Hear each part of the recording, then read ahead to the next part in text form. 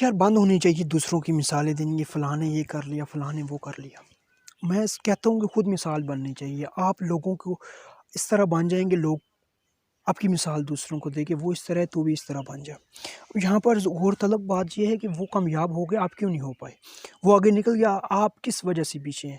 وہ اگر آج کامیابی کی بلندیوں کو چھو رہا ہے تو وہ کس وجہ سے آگے، آپ کیوں پیچھے ہیں؟ تو یہاں پر ایک ہی بات ہے کہ اس نے محنت کی ہے۔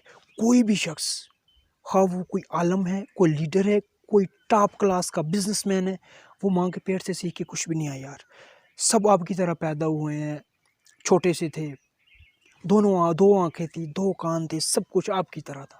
کوئی ایکسٹراڈنری چیز ان کے پاس نہیں تھی کہ جس چیز نے ان کو کامیاب بنا دیا اور آپ کو پیچھے چھوڑ دیا۔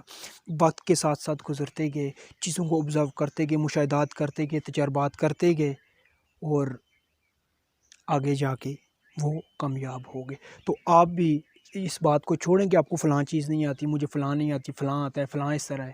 کچھ بھی نہیں ہوتا، سب نے اسی دنیا میں آ کے سیکھا ہے، تو آپ بھی اسی طرح سیکھ کے آگے جائیں گے۔